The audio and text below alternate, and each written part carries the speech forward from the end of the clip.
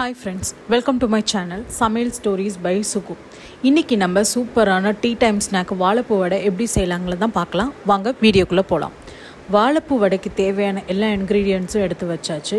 நம்ம கடலைப்பருப்பை நல்லா க்ளீன் பண்ணிவிட்டு அதை 2 to 3 hours நம்ம ஊற வச்சு எடுத்துக்கணும். ஊற வச்சு எடுத்ததுக்கப்புறம் கடலைப்பருப்பு இப்படி தான் பெருசு பெருசாக இருக்கும். ஸோ அதை நம்ம ஒரு மிக்ஸி ஜாரில் மாற்றி அதோட இஞ்சியும் சோம்புவையும் சேர்த்து நம்ம கொஞ்சம் கொரன்னு அரைச்சிக்கணும். தண்ணி கொஞ்சமாக விட்டு நம்ம அரைச்சி எடுத்துக்கணும்.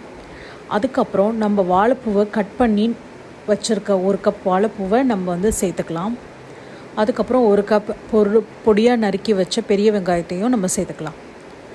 அதுக்கப்புறம் சில்லி பவுடர் 1 டீஸ்பூன் எடுத்து அதையும் சேர்த்துக்கலாம். இல்லைன்னா நம்ம க்ரீன் சில்லி கூட அதில் சேர்த்துக்கலாம். அதுக்கப்புறம் கொஞ்சம் கருவேப்பிலை, கொஞ்சம் கொத்தமல்லி இதெல்லாம் சேர்த்துட்டு கடைசியாக நம்மளுக்கு தேவையான அளவு உப்பு அதையும் சேர்த்து நல்லா பிணைஞ்சி விட்டுக்கோங்க.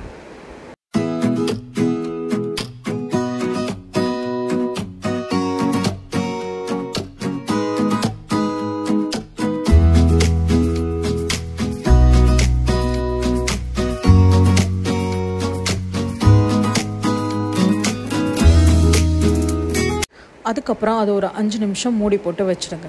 அதுக்கப்புறம் ஒரு கடாயில் நம்ம 100 ml ஆயிலை விட்டு நல்லா சூடு பண்ணி எடுத்துக்கணும். அதுக்கப்புறம் நம்ம பிணைஞ்சு வச்ச மாவை நல்லா இந்த மாதிரி உருண்டையாக பிடிச்சு எடுத்து அதை இப்படி தட்டையாக வச்சு அந்த ஆயிலில் ஃப்ரை பண்ணி எடுத்துக்கணும்.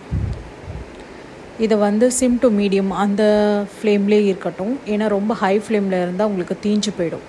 ஸோ 2 சைட்ஸும் நல்லா ப்ரௌன் கலரில் வர வரைக்கும் நம்ம ஃப்ரை பண்ணி எடுத்துக்கணும். அப்போ தான் உங்களுக்கு அவுட்டர் லேயர் கிறிஸ்பியாகவும் இன்னர் லேயர் உங்களுக்கு சாஃப்டாகவும் கிடைக்கும். ஸோ இது மாதிரி எல்லா வடையும் தட்டி எடுத்துக்கலாம்.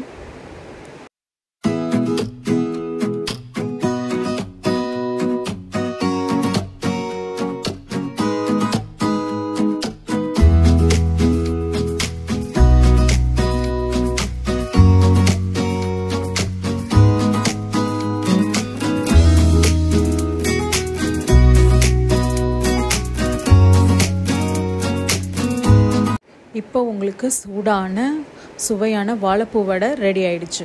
இதை நம்ம இப்போ ஓப்பன் பண்ணி பார்க்கலாம்.